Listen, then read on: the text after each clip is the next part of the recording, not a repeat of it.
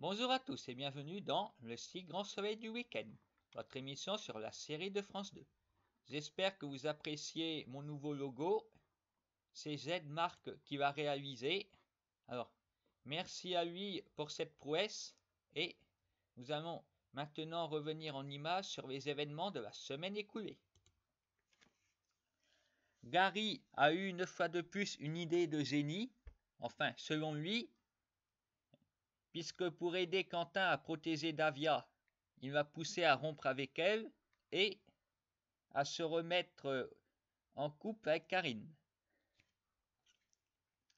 Alors, évidemment, Quentin, ça ne lui plaît pas de retrouver son ex hystérique.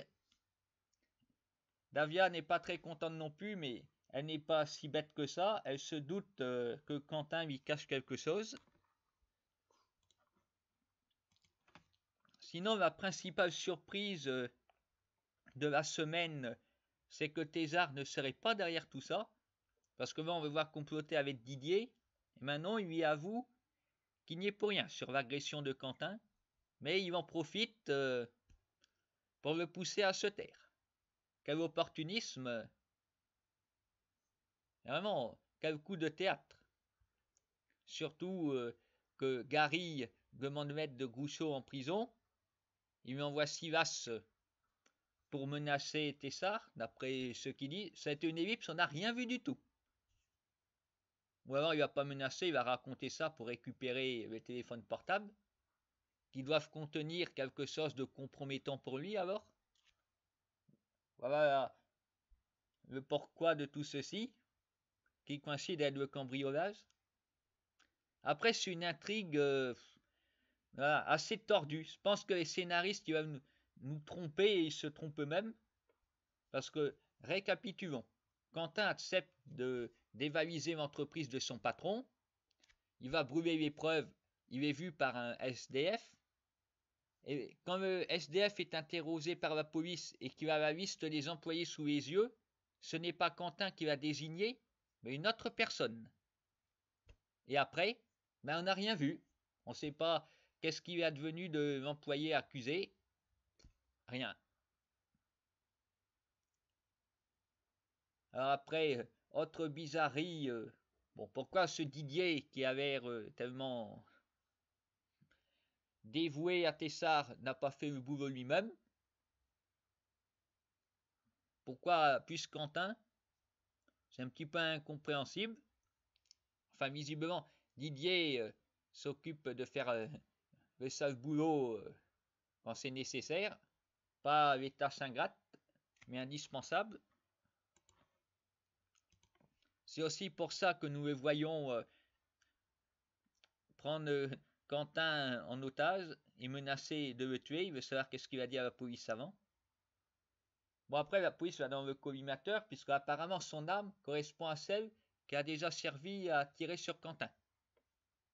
Mais visiblement, c'est pas lui, puisque Tessard n'avait rien demandé à Didier à ce moment-là, c'est pas lui.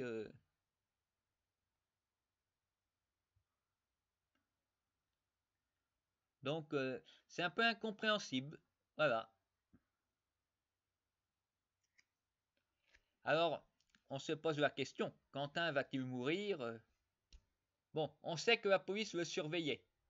Alors, si ça se trouve, ils sont pas loin, ils vont arriver à temps, et hop, Didier va se faire arrêter. Nous verrons. Sinon, il y a des sujets plus joyeux,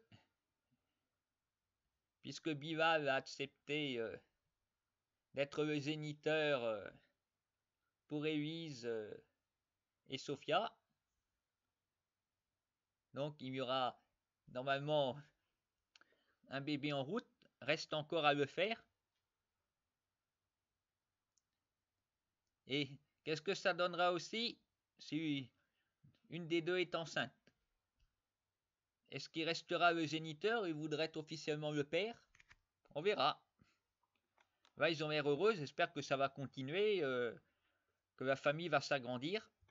Je leur souhaite.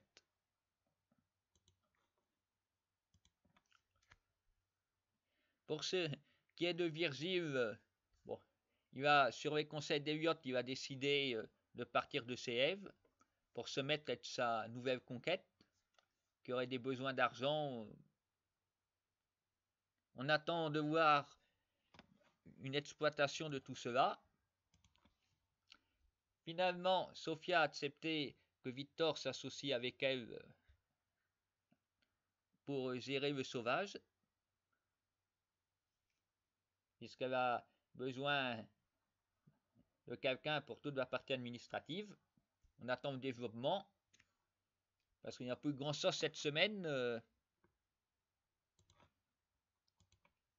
Là où il se passe plus quelque chose, c'est au niveau d'Elliott, qui au niveau intrigue secondaire, il est très présent. Après s'occuper de sa mère, voilà. Lui et Amy décident de s'associer avec Pierre. Au départ, Elliott est jaloux, puis il se renseigne sur Pierre et voit qu'il peut l'associer à ses magouilles. Ce dernier accepte.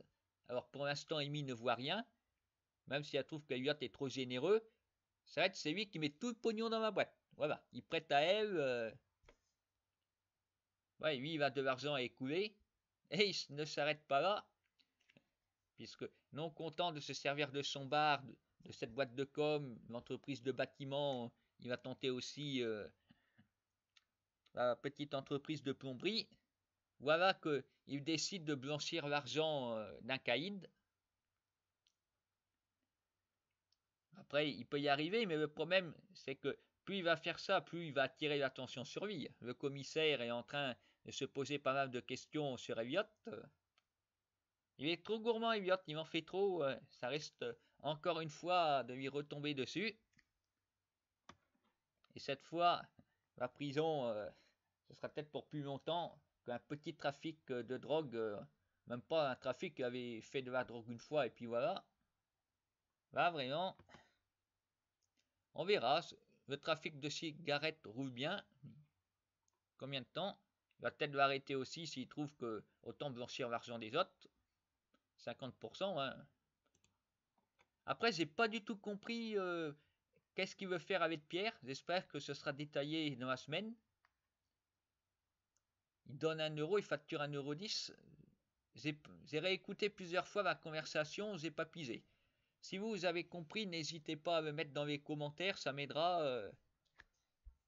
Merci d'avance à ceux qui le feront. Je connais pas du tout le système en fait.